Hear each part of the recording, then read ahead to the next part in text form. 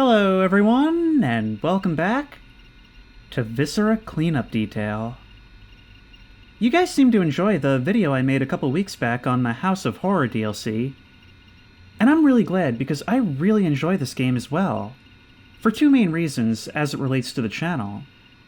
First of all, I just love cleaning, more so in games than in real life, but to some extent in real life too.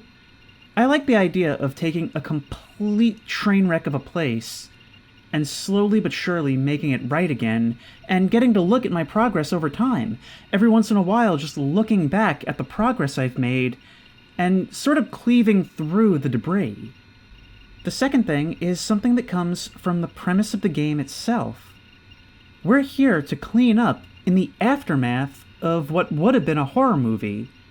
And so, if we look around at the gore and the debris and all of that, we can actually piece together, through environmental storytelling, what's actually meant to have happened here. From goofy to, honestly, sometimes genuinely horrifying. Alright, but let's have a look at our briefing. Cool Cat, age 16. Feel like we're maybe violating more than a few child labor laws here, in addition to the lack of OSHA compliance. The squaters, I assume that means squatters, that holed up in that old orphanage we bought had been forcibly removed from the premises. Okay, I'm sure there's no danger of them returning during the cleanup. In fact, they were rather happy to see us. Something about being locked in and some babbling about her. No idea what they were going on about. Get in there and clean this old place up. We want it ready for a renovation by the 13th. Awesome. Yep, this looks like a one-man job. So, as you can see, the map we're going to be playing today is the Orphanage. Now, the way I found this was after the first video, a user on the Discord, Talon, helpfully put together a list of modded maps for me to play. So, if you enjoy these, let me know, because I'll continue playing from the list. But before I start cleaning up all this blood, I think it would be a good idea to have a look around and... Oh, Chief Darwin, I never actually took you out of the box at the office. You're still kind of stuck in there. Okay, well, you know what, Darwin? I think you deserve a front row seat. It's Bring Your Skeleton to Work Day, and if I can get you out of there, maybe we'll allow you to watch. Come on. Alright, Darwin's gotten cold feet at the last second. He's gonna stay in the car. But before I look around... Okay, no, you've gotta stop that. This place is gonna be spooky enough. I don't want you making all kinds of noises throughout and scaring the crap out of me through walls. Lord forbid I get scared by a skeleton. Alright, if I close the lid, you kind of settle down a little bit? This is not gonna stop, is it? Okay, good. He climbed back inside. Now, before I really start cleaning these places, usually I like to have a look around and see what it is we're dealing with. Oh, we're gonna have to find keys.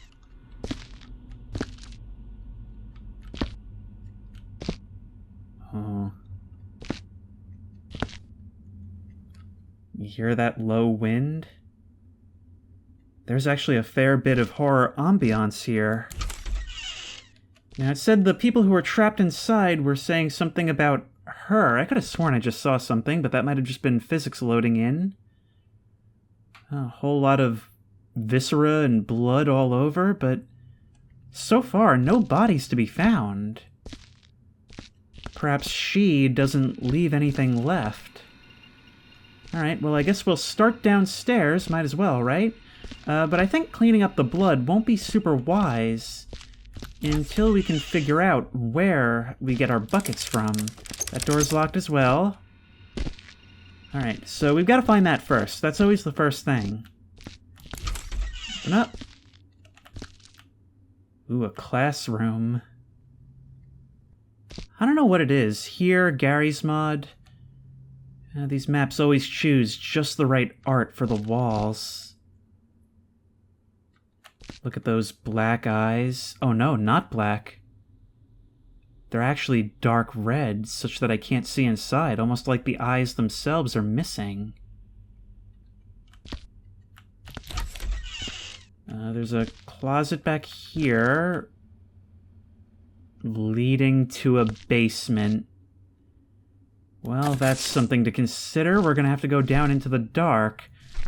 But I'll tell you what, I think I saw in the description, yes, this map does actually have a flashlight. Awesome. That's gonna help us tremendously, because on the House of Horror, I had a real hard time seeing.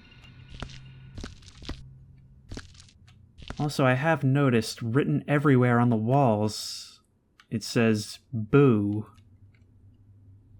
So whatever is here is very much aware of the desire to scare me.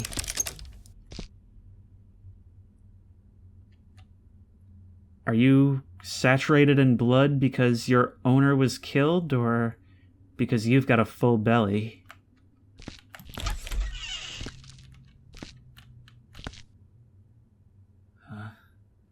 I've still yet to locate those buckets. Whoa! Okay, this map's got spooks. Noted. Can I pick up this debris, or is that not my job? Not my job? Okay, fine with me. It landed right in some blood. Locked. What made that noise?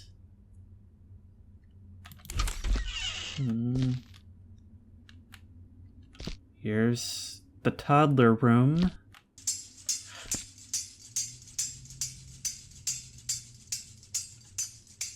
Is this actually going to be like a horror map? What happens if I try to pick you up?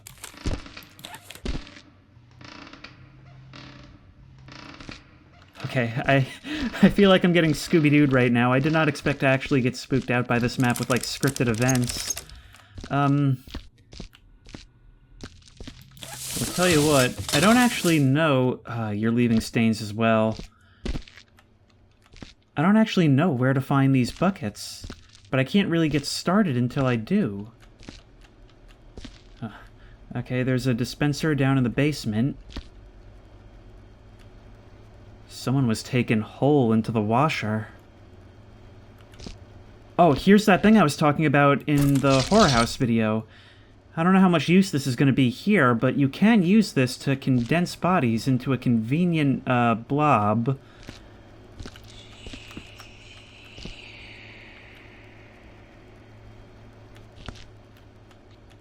Someone came from a well in the basement, did she?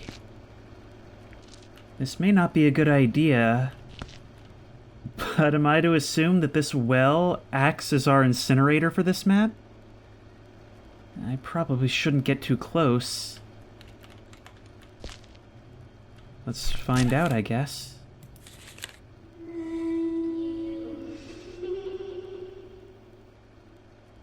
Okay, so that means we're good, right? You're gonna let me finish up these renovations in peace? Oh, jeez. I wonder if this was always here, or if this was something that was unearthed, leading to the demise of everyone here. That is so creepy. I've always really been spooked out by the idea of a covered well just underneath someone's property. And anyone who watches horror knows that there's always someone beneath. Now, some of you told me that you can actually throw in this game. I don't know if you always could or if it's new or what, but if you press E... it's not much of a throw, but it does work. It's better than having to use the physics and momentum. I guess it works well enough for smaller objects. Alright, Samara, you're getting company. Oh, but wait, this is actually kind of a problem. Because this is in the ground, it's actually pretty dangerous for me to look down. I mean, I can't look down and see what I'm doing, so I have to walk up to it basically blind. The only indicator I'll have is right before I fall in. I might go up a little bit. Alright, well, let's remove this stuff from the doorway.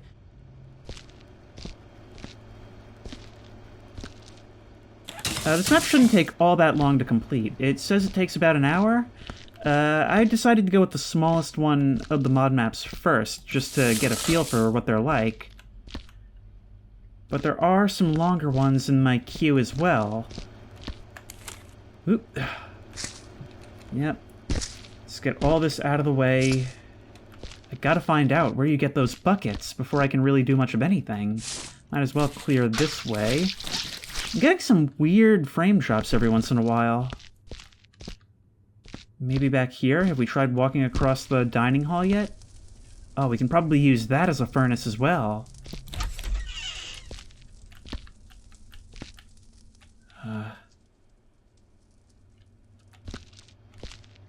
Seems like Samara offered to make everyone a plate. Oh, there's another one of those cursed totems. Those things really are everywhere. Here's the buckets. Now we can get started. Something I might do in later videos, I'm not doing it here, is that some of you said that we can actually set it to speedrun mode, and in that game mode, the only difference is that we don't get any failures from these equipment, which would be nice to have. Alright, well, I'll get a... I did not close this door. No, I did not. No, sir. But we learned towards the end of the last video, far too late, that we can actually stack barrels. I'm comfortable doing up to 3. There we are. And I believe we should probably get a 4th. I usually like to keep one next to the actual thing, just for cleaning up whatever blood from the giblets comes out. There we are.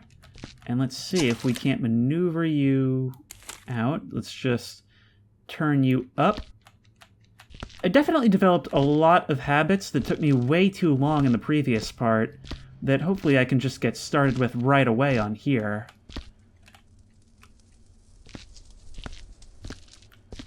But as with all things, I really think we should start with the entry hall, and then start working our way up. I think we're going to do downstairs first, and then work our way up, because, honestly, I'm not looking forward to bringing buckets upstairs. Seems like it'll be real difficult. So place you guys here. I gotta clean the blood off my shoes as well. Yep. Yep. Yep. There we go. And I'm fine cleaning the blood here first, even though there are still giblets and whatnot, because we don't actually have to bring any of those giblets through here. Every once in a while, I'll just feel something load. I don't know if you can see that on the recording.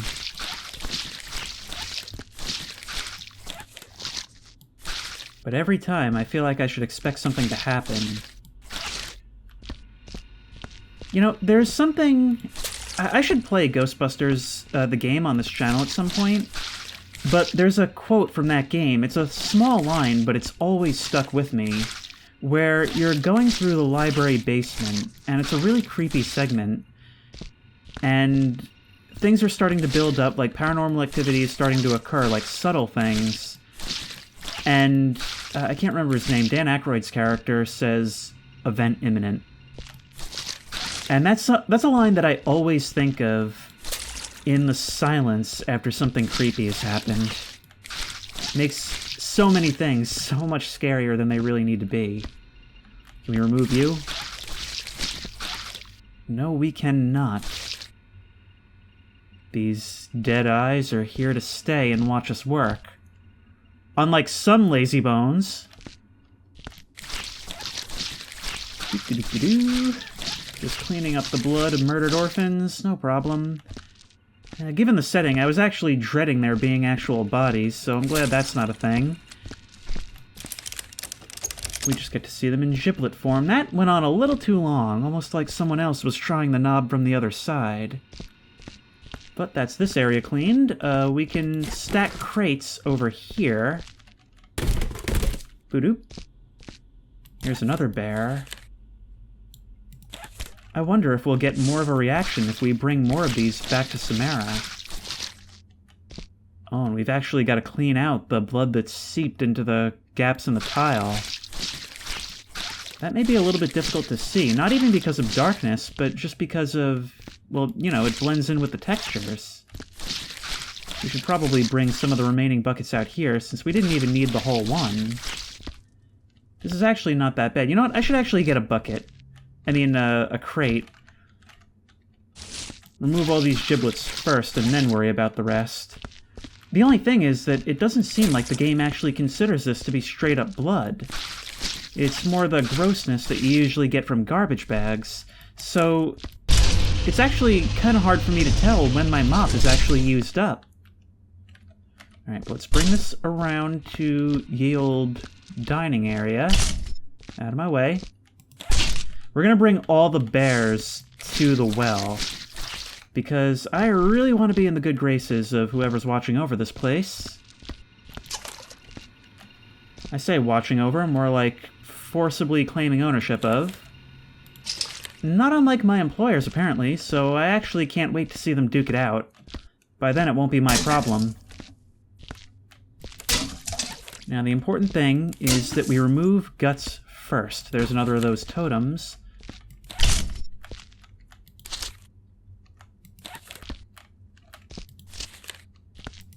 Oop.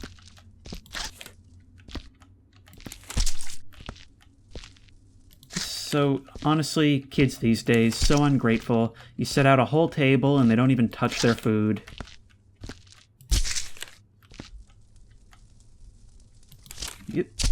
Aw, grody.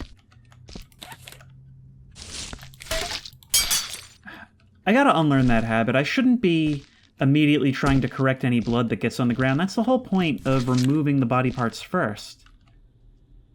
There's that hole we fell through. We can probably get more. And you know what? Since we are gonna be, well, I guess dropping all of this down the well, right? I don't know if this is all gonna go up in the furnace. I say furnace, that's a fireplace, but we learned in the last part that this game does allow for unconventional methods of disposal. I mean, look, are we absolutely sure that tossing more orphans down the well is really what this place needs? Just throwing that out there. Like, this place, I don't know if it's ever going to be good again, but I can't imagine something like this making it better. I mean, it's like a hoarder house. Without the proper treatment, it's just going to be like this again in a few months. And at a certain point, it's on you more than them. Right, we need this doorway clear of blood. We do have our bucket over there. Bucket right there. I think that one might have already been here. Let's toss this down a well and see what happens. Oh no, that's not this way. That was back through the main hallway. Okay, takeout box, don't fall out. So many toys. We should probably make sure that most things, like toy-related, children-related, end up going down the well. Which is actually going to be a decent percentage of everything here, unless we unlock these doors and find out that there's more disposal methods up top. Okay, down the hatch.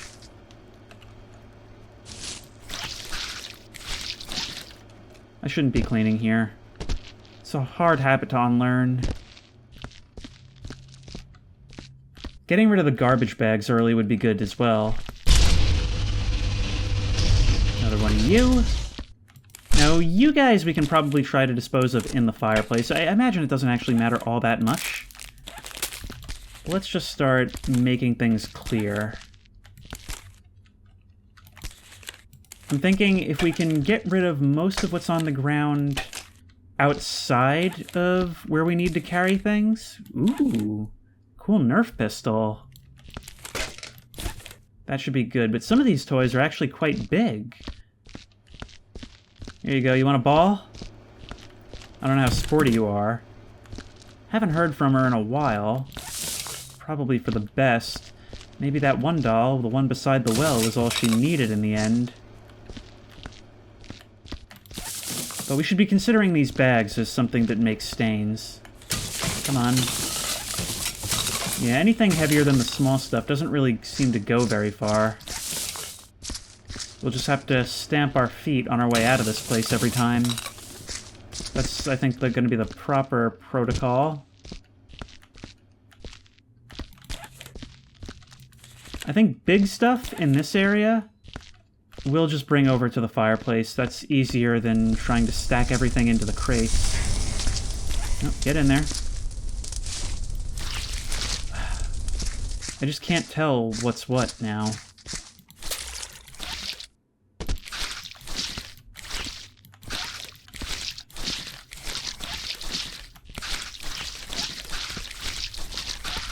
That's the main thing, is that I need to be able to get easy, quick access to the points of disposal. Actually, come to think of it, I won't even be able to tell when I've completely removed the bucket's ability to function. Yep. And yeah, we gotta be careful here, because it seems like the spire actually extends a little bit farther out than you would think. Small pieces of debris like this go up pretty much instantaneously. Haven't had any haunting events in a while. I wonder if they're triggered by location, like only once, or if there's something that'll plague us throughout our journey.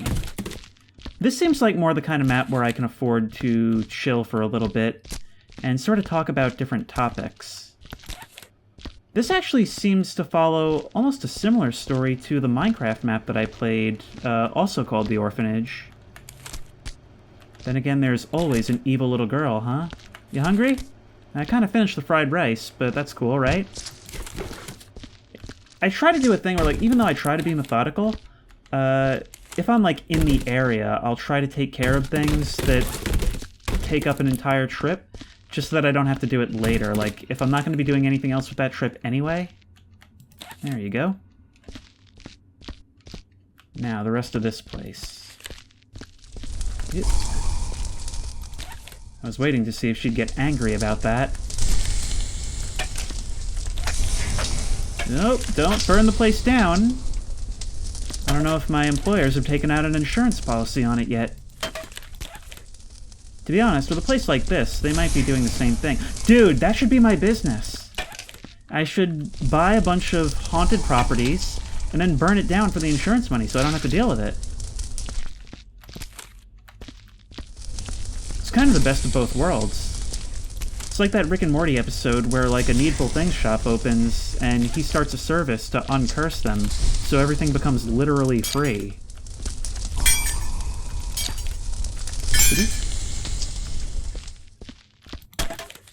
Yep, just setting the table for the next group, since apparently that's all we're interested in doing here. Not gonna address the curse.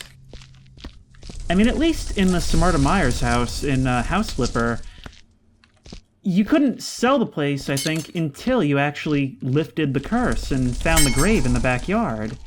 Here, no such luck. There may not be anything we can do about this unless we fill that well with concrete. But yeah, there are certain settings that I've just always... I mean, I say I've always loved. It's really just the things that are typically associated with horror. And that's... well, this artwork, for one thing. Imagine eating with that behind you. Be looking over my shoulder every 2 seconds. I feel like orphanages are one of those stock settings for horror. But it's for a reason, you know? I mean, they're always so creepy. They're always run by some cruel, like, old person who wants to make the kids' lives miserable and is probably responsible for whatever curse. Place haunted by a number of past victims. Will this burn? That's the question. Will anything burn given enough time? I know not everything burns right away. But that's this place clear. I guess now we move on to the kitchen. Yes, you will burn. That's excellent to know. And we've already cleaned out all the viscera here. Although we're actually not out of the woods yet. We still have to remove those garbage bags. Oh, and this. We didn't get everything. Come on. Sometimes I accidentally grab things again after I go to drop them. Alright. You... Sometimes what I'll do is start putting the small pieces into a spent bucket, if that bucket is already used up. Because if you put something bloody in a bucket, it instantly becomes maximum fullness. Here we are. Man, but just like the House of Horror, it seems like this is trying to play on like a number of tropes simultaneously. We've got the whole cannibal operation in the back. The place is secretly basically a farm for orphans instead of a place to care for them. We've got the creepy old victim of this place in the basement, hidden down a well. The wrongs of a past administrator, perhaps. All kinds of things going on, and we haven't even seen a lot of it yet. Skinny was ear. And will apparently remain here for the foreseeable future. Right, garbage bags, you're up next. I've increased my FOV a little bit, and maybe I should increase it some more. Because it really is difficult to see when you're trying to do this. Come on, come on, get in there. I can't really throw big things like this. There you are. Nope, don't roll out. This is not the place for garbage bags, but there's not really a place to transport them easily. The buckets probably aren't big enough. The crates, I mean. I've just been using them interchangeably, and I cannot stop. You're coming with me? Whenever they leave stains, I've really got to wonder what's in these bags. Maybe it's soda. All that soda from the bottles people throw out that runs to the bottom. Your hands get all sticky. And there you go. Wedge yourself. That's what I need. I feel like since there's no bodies, and our methods of disposal are so unconventional, those trash bags are actually the most annoying thing we have to deal with right now. Just get this cleaned up. I have no problem cleaning this stuff up early, especially because we're not really going to be bringing gross trash through here again. This is kind of a dead end as far as I can tell. Anything back here? Nope. That's all we've got. Let's bring a few of these crates back to the front while we're at it.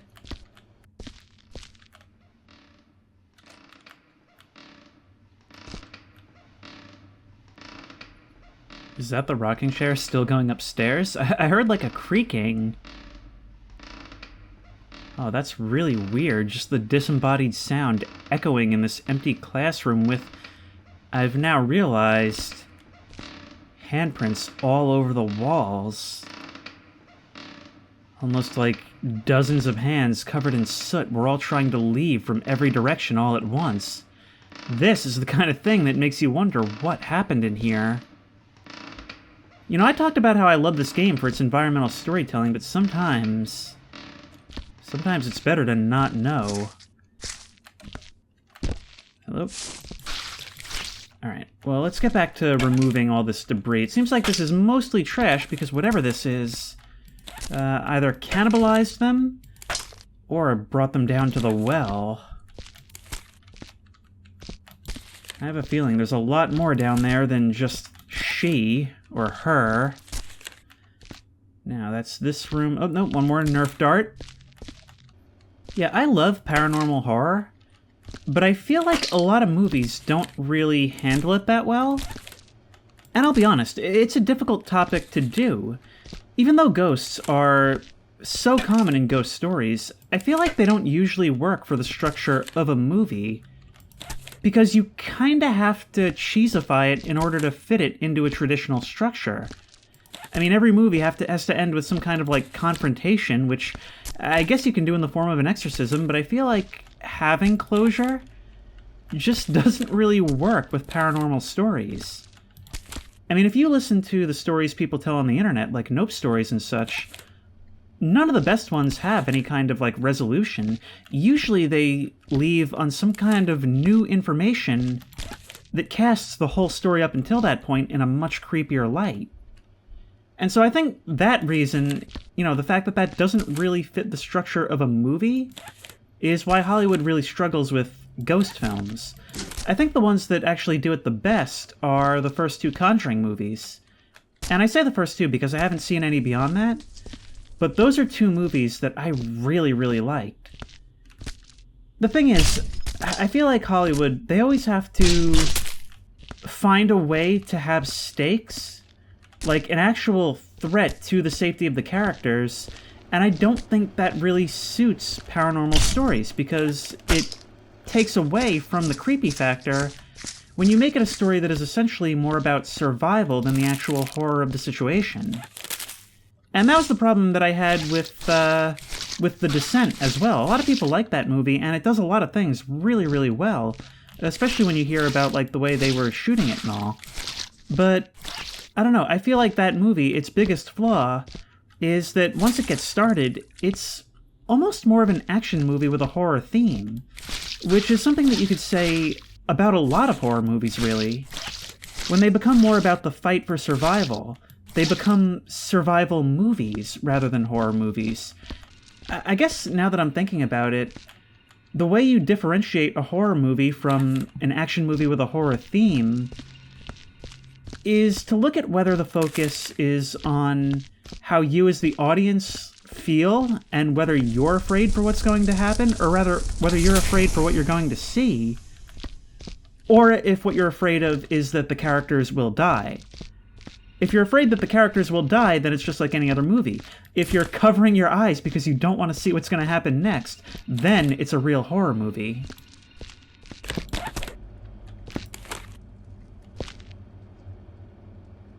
The ambiance on this map is really quite nice, actually. Every once in a while, I'll stop what I'm doing and just listen to the echo of the wind. It's a lot easier to enjoy when you're not hearing whispers in your ear or footsteps running up behind you, I'll tell you that much. I'll run through here with the sniffer later. I can never tell what's supposed to be garbage and what isn't on these maps. But yeah, I sort of wish that this map had a little bit more in the way of actual, like, Viscera cleanup detail. Because so far, it seems like I'm mostly just doing a regular custodian service after, like, a party at the orphanage or something. This doesn't look like it should be used for serving food to orphans. It looks shiny, though. This has blood on it, so maybe that's supposed to go? Won't really fit in the crate, so I don't know. I'll come back for this stuff later. What about back here? Once again, the question of, are cans on the shelves still garbage? I'm going to assume yes.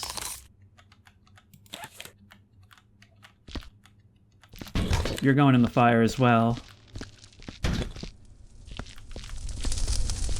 Yep. Oddly enough, the sniffer... Oh, there we go. We have to change. I had forgotten that there's an organic mode and a debris mode. Okay, well, let's bring this on out of here. Looks like these areas are mostly clean. I think soon I'm going to start moving upstairs. Because unless we find another method of disposal, it doesn't really make sense to start cleaning out the basement itself, right? Actually, we still have room in this thing. Let's start clearing the classroom. Oh, there's that sound again. Tell you what, let me come back with some buckets. Now, it may surprise you to learn, I actually don't like most horror movies. Because I've just been talking about how a lot of them don't really know how to do paranormal horror correctly. But I feel like it's a problem in general where Hollywood doesn't really know how to do horror correctly. All my favorite horror movies are these concept ones that, I don't know, they always tend to be the ones that a lot of people find boring. But I think it's because horror is a genre where, I don't know, it just doesn't work with traditional story structure. Because in traditional story structure, you want to have a beginning, a middle, and an end. But I've talked before about how closure kind of ruins it. You want something that leaves it open-ended and casts it in a light that you hadn't seen it in before that actually makes it worse. And for that reason, I think a lot of Hollywood horror movies screw it up because they feel the need to have a climax. and a climax is not suited to this type of thing. I guess an example that I could give is that, like, it seems like every horror movie has to end in some kind of confrontation with a ghost or demon or whatever. And it ends with, like, the characters either being victorious or, like, I don't know, half the time it'll seem like they are, and then in the end it'll turn out that, like, the demon actually possessed them or lives on or whatever. I feel like in horror it should be enough to get away with your life. They always feel a need to explain everything. And that is the most backwards thing ever, because the whole point of horror is the fear of the unknown. I mean, not always. You can certainly explain things and have that be absolutely riveting. There are some horror movies where learning more is as big a part of it as the scares themselves. But when you're really trying to terrify the audience, when that's your main goal, you should explain as little as possible, in my opinion. Only explain enough to get the audience invested in the scares, and nothing more. So, Texas Chainsaw, all these new movies that are coming out for it, they want to explain, like, the origins of this family, where Leatherface got his chainsaw, as if any of that was important to the original movie. I have a cousin who said something to me, Europe is scary because it's old, America is scary because it's huge. And that's one of the things that the original Texas Chainsaw plays into. It's these people who are out of their element on a road trip across Texas, and it's these huge open plains, and all the weirdos who live out there, setting the mood in the beginning by just picking up some crazy hitchhiker who we don't know is involved with the rest of the movie yet. But it might as well happen in a vacuum. But the reason you show that so early on, before they've encountered the rest of the family, is to set the mood. You are out here, and you really are alone. There's no help coming, and you don't know who you could encounter. Come on. I feel like... Wait, why am I having such a hard time scrolling back to... Why am I having such a hard time scrolling back to my hands? That felt ridiculous. I'm paying too much attention to my commentary and not to the game.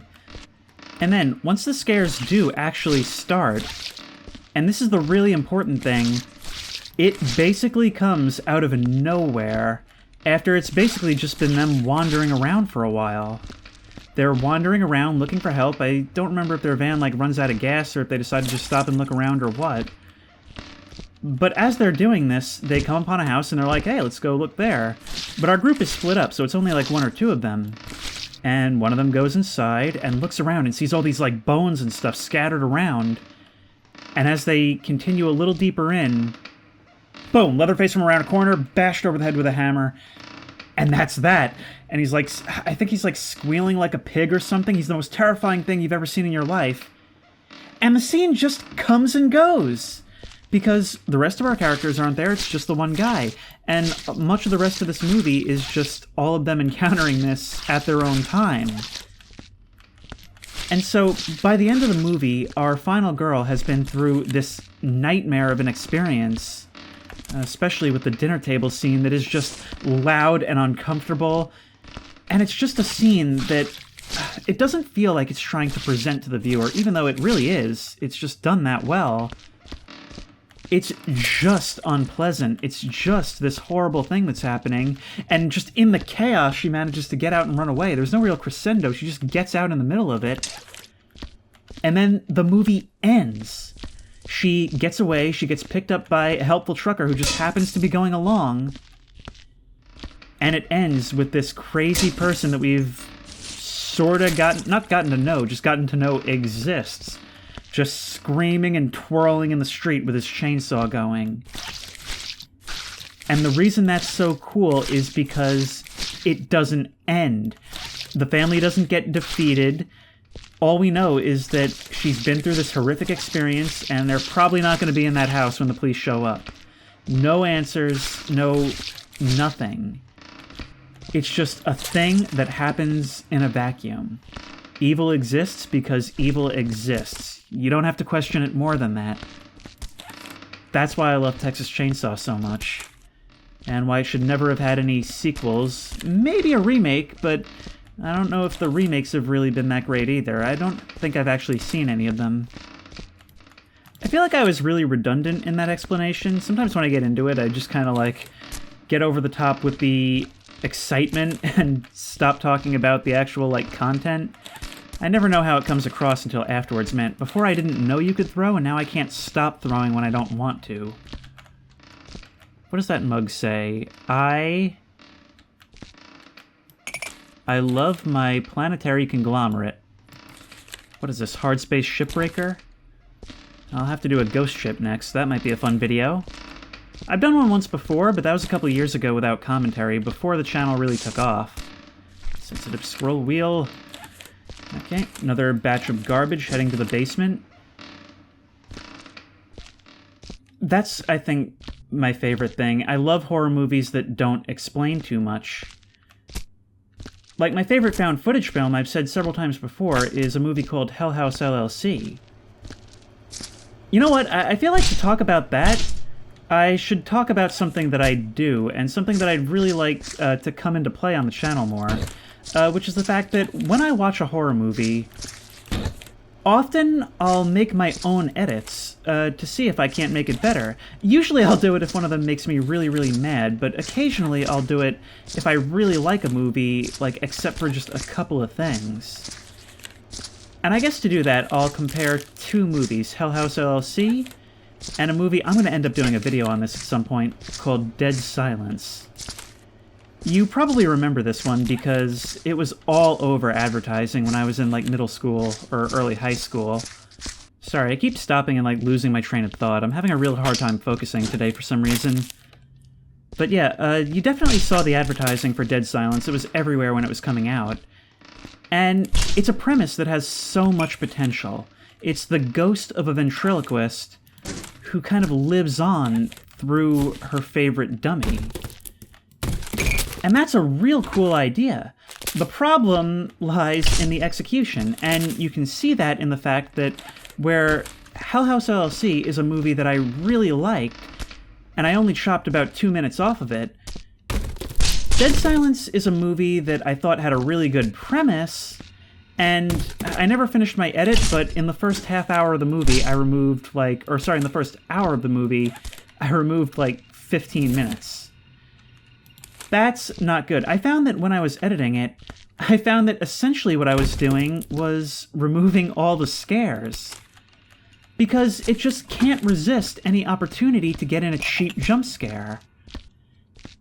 And that's something that just ruins so many movies that could have been so good, is taking every opportunity for a scare. Effective horror is all about building tension. It's like the adult equivalent of a Jack-in-the-Box. You can have jump scares. Honestly, some movies that are jump scare fests, I honestly don't even think are bad, because sometimes that's what you want. That's what a lot of mainstream horror is the kind of thing where it would be fun to go to the movie theater and get scared with your friends. And there's nothing wrong with that. A lot of people find it cheap, and I don't think it's the best horror experience, but I think it has its place. A lot of what I did, like I said, involved removing the scares so that the tension could come from the uncertainty of what's actually going on.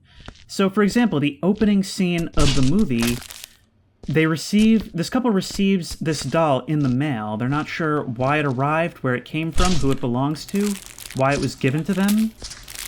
And so one of them goes out to get something, and he returns to find his wife brutally murdered. And that's really scary because, you know, it's not even that. He returns and hears his wife calling out to him from the house. And so he walks through trying to find her and finds her body horrifically butchered and posed. Now that's really, really scary because we know he was just following her voice. So what was making that voice? What was trying to lead him further into the apartment? Well, in the actual movie, it just tells us, because we see the doll, like, running around and attacking her, and it's so stupid. So in my edit, what I did was I removed that whole sequence. I show him leave and come back and have this whole scene. Why couldn't the movie do that? In another scene, maybe I'll clean this soon. Might as well toss this lawnmower down there at no cost to ourselves. There you go. She's getting buried down there. Now that I think about it, you know what I think my problem with that movie is? I think it was... Oh, it sounds like there's stuff in here. No? Huh, maybe that's just a sound effect associated with it. But I think my main problem with that movie, I think the source of my issue, is that it's trying to be one of those cheap popcorn movies, but it's frustrating because it has a premise that would allow it to be more than that. Yeah, I'm gaining some insight here. Because it's something that, I mean, through my edit, what I've learned is that it is a premise that lends itself to subtlety. But it's taking every possible opportunity to have a jump scare, and so we have none of that subtlety. Something that always pisses me off is when, or not when a movie is bad, but when a movie is almost good. Dead Silence is a movie that has so many of the right ideas and just botches them completely. And I know it's a movie that has the ability to be really good because it has one of my favorite scenes in a horror movie in it. And that's when we flash back to when this ventriloquist is performing at a theater in the 40s. And, you know, she's doing her thing, she's talking through the dolls, telling jokes, and it's kind of funny and, you know, cheesy. And then one kid in the audience says, like, it's fake, like, I can see your lips moving. And, you know, in that situation, a performer will deal with a heckler by, you know, spinning it into a gag. Sorry, I'm just constantly losing my train of thought and having to cut. That's why there's so many cuts in this part. It's really hard to work and talk about a topic rather than about what's just happening right in front of me. That's what I'm finding. And she pauses and thinks about how to change gears, and she has the dummy tell a joke and move on. Hi. You know, as a performer does. And she gets ready to move on, and then the dummy turns and is like, wait, no, I'm real.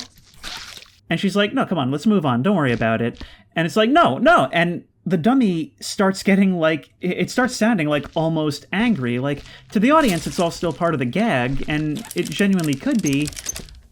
But it's just weird to hear this dummy, like, be angry. And she starts trying to calm it down, and the audience starts laughing, because it's, you know, real talent. And then it reaches this crescendo at the peak of the argument where they are very obviously yelling over each other, a ventriloquist with her dummy. And it starts to feel more like she's not participating in a gag and more like she's actually, like, trying to control this thing. And you notice at some point during this that the audience has just gone completely silent and is just watching this happen. It is a truly disturbing and creepy moment, and I love it so much. So why wasn't the rest of the movie like this? Like, that's the power of your premise. Use it, James Wan. Use it. Like, this movie was gift-wrapped, and it's so disappointing, the direction that it took. Well, let's start cleaning the bedroom, I guess. One bucket should be enough, but we'll also get a crate up here. This is actually quite a convenient means of doing so.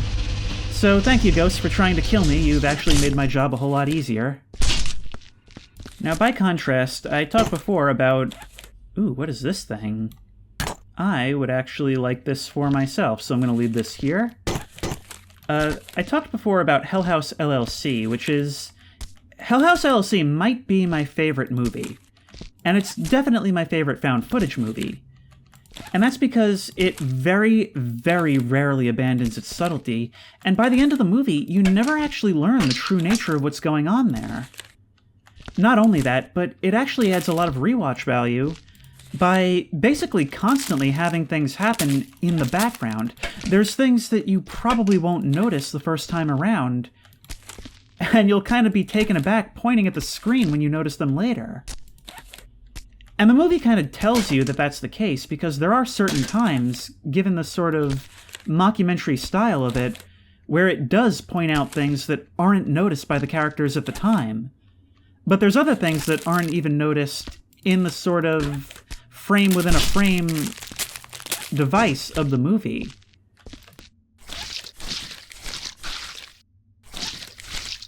My only real criticism with that movie is that I do feel like towards the end, it shows just a little bit too much. And so that's where the 2 minutes that I cut comes from. That's it. Other than that, I consider it to be basically a perfect movie in what it set out to do. So few horror movies are really able to do that, because... Did that light just blow out? I almost feel trapped. I don't want to walk towards that darkness.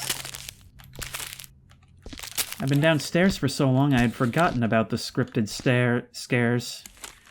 Alright, but this bin has had it, now I have to wade into the dark. Okay, good.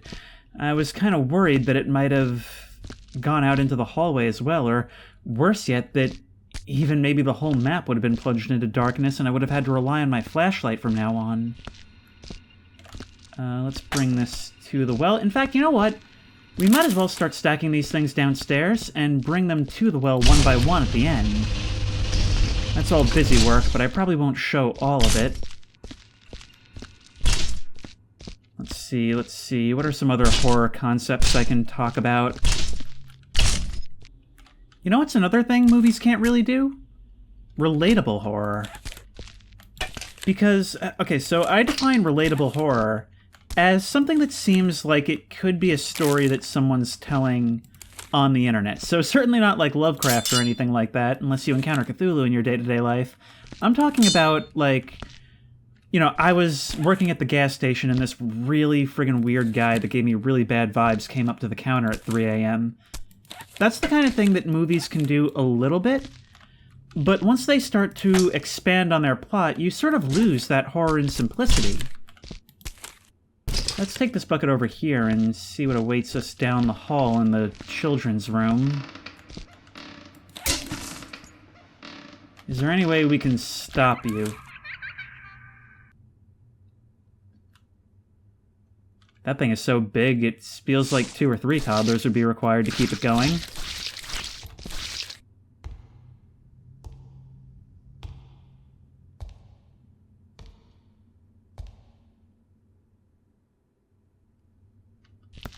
Let's just get a move on. Does that imply that there is actually an attic, perhaps? Is that what one of these doors is going to turn out to be? If that's the case, I'm not looking forward to it. It's actually a pretty safe thing to start removing the blood now, because I haven't actually seen any gibbables on this floor. Nothing that can actually make a mess. Actually, I think I left a little bit in the other room. Oh, you know what's a genre that actually combines simplicity and relatability? The home invasion genre. Stuff like The Strangers or the 2006... Probably the original too, but the 2006 remake of When a Stranger Calls. I actually really like that movie because it has a protagonist that, well, isn't an idiot. The Strangers, I think, is also notable. It's not a great movie, but I think it's notable because it's pretty much the only movie I've ever seen that actually does the thing everybody yells at the protagonists in horror movies to do, and just grab a gun and camp a corner.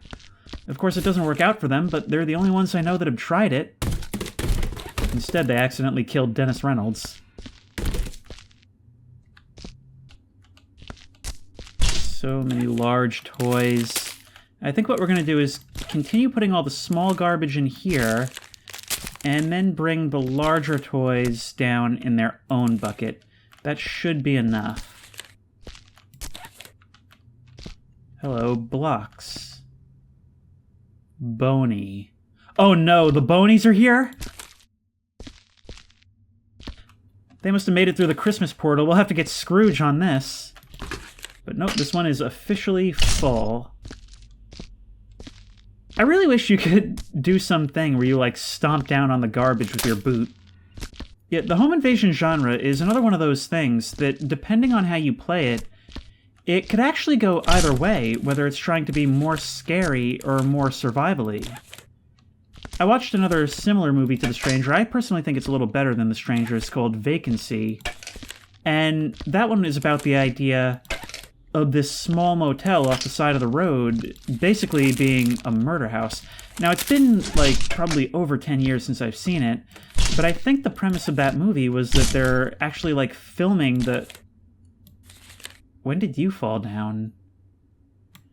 I think the premise of that movie was that they're actually, like, filming the tenants in the rooms, and they're murdering them in the night while they sleep.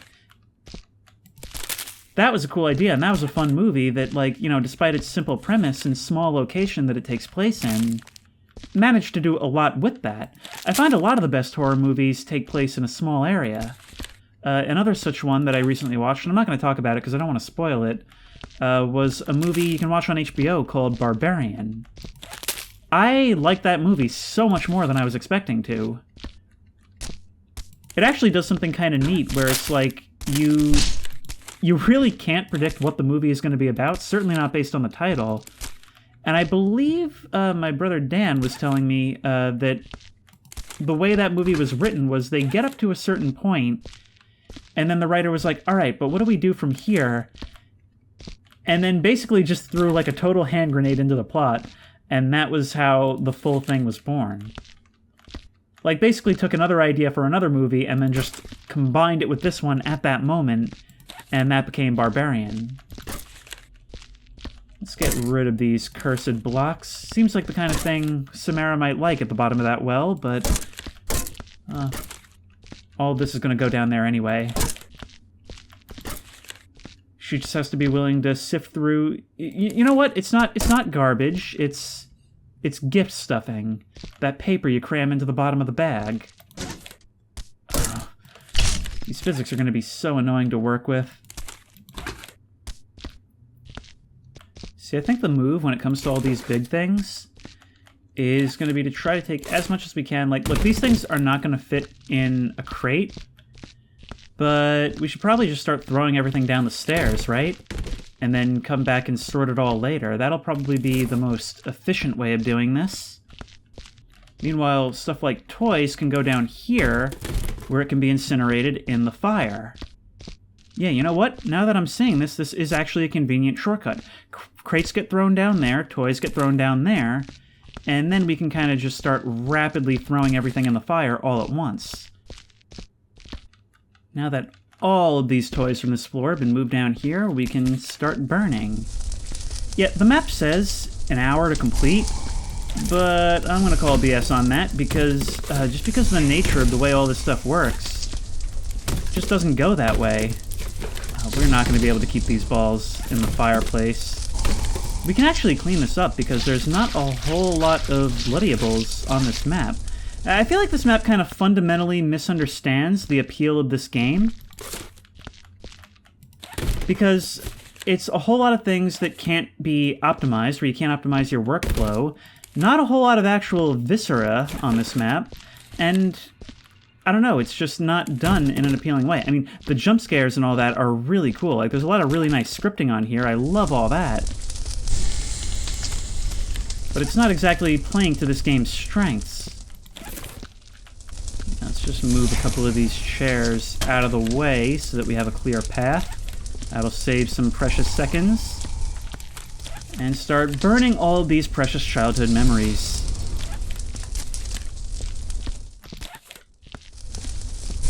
This is one of those things where you always have to ask the question, will this make this place less haunted or more? Oh, come on, I can't block you with my own body? That's so annoying. Come on. Stay. And that would seem to be everything. Oh. Not everything. God, I hate this thing. Look, I understand that this is a real children's toy, but why do its eyes have to look like that? Get in there. The world's gonna be a better place with you gone. Now we just have to finish up the basement, I think. Let's head over there. Do we have buckets for that? We're gonna need at least a couple. We can use You're Good. We'll use you. And we'll get one more from the back. Wow, are failures, like, disabled on this map or something? We haven't had a single one this entire time. Remember the horror house where it was happening literally every single time? At one point, I think we had, like, 4 in a row. Let's get through here. Gonna be a whole lot of bloody boot prints to clean up down here. But I think we already got rid of the garbage bags, right? I think we got all of them. So let's begin actually cleaning. We haven't done a whole lot of that. We've mostly been a trash collection service on this map. Oop. It's a much easier time than the House of Horror, but, you know, not quite as satisfying because there's just not as much actual cleaning going on. Soon, you'll have a nice, clean basement where no one will suspect the horrific things that are lying beneath. And I suspect once we're done with investors and all that, you'll have a whole new fresh batch of victims. That's it for that bucket. Stomp, stomp, stomp. Start removing more over here so that we can actually get close to do stuff. And, is it really disposing of the water if we dump it down a well? Then again, I'm sure there's already a fair amount of blood back there.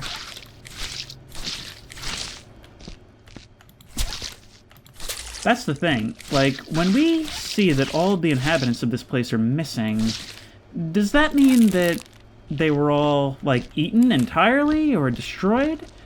Have they become the spirits here, or are they all resting at the bottom of that well? Lots and lots of possibilities, and it's not going to tell us. Unlike a James Wan horror movie. To be fair, like, James Wan, who, like I said, is responsible for, like, 80% of all modern mainstream horror, I feel like he's hit or miss. He's had good things later on. He made, like, you know, the first 2 Conjuring movies, and probably a bunch of other good stuff.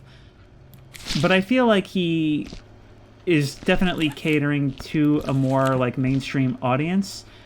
And that's fine, but sometimes he does it with an idea that should have been given the effort it deserved. The question now for this map is going to be, how do we know when it's over? Like, can we just not open those doors? I haven't found anything resembling a key. So I'm just kind of assuming that they don't actually open? I may have a quick look at the workshop page just to see if there's screenshots of anything I don't recognize. Of course, we don't want to end it without taking all of these things and shucking them down the well, which, you know, I gotta wonder, does Samara's power wane when she's so uncomfortable down there? Is that maybe what this is all about? Actually, now that I'm thinking about it, how cool would it be if there was a game where your job is to actually go in and render a house safe from hauntings? I mean, I guess that's sort of what Phasmophobia is, but I'm talking more like, in a Viscera cleanup detail sense, like more of a job than a horror experience. Like you go in and maybe you, like, try and cleanse a house or exorcise it, and do that through some kind of, like, methodical work while you're being harassed by ghostly events all the way. That might be kind of a cool idea. Yep. I do wonder what would happen if I were to fall down this well. Oh, we can get rid of this as well. Yet these broken pieces of stone sort of do suggest, ooh, that maybe this was all a walled-off area, and it collapsed and unleashed her wrath. I wonder what they would have done to trigger it after such a long time. Oh, let's grab this final one. I am going to call it, if we end up getting a low score, it's because we could have found a key that would have opened the other stuff. But I hope this video was useful, if nothing else, as more of a podcast on horror. Yep. That'll never not be funny to me. Almost forgot. The tiger statue is coming with me. I feel like with this hole in the floor, we've kind of left this place in a bit of a worse state than we found it. But I think it's ready for being put back on the market. Alright, Chief Darwin, you're gonna have company. No, you're not. Chief Darwin's pulled a bit of a Houdini. Well, I suppose it's fitting. Maybe he's gone to live in the well. He'll be the next haunting of this place. He wasn't ignoring me on Bring Your Skeleton to Work Day. He was just moving in. Well, it's not my problem. Let's punch out. I don't care. I'm done and the union's got my back. That's what I will always choose. And let's find out if there was more to this.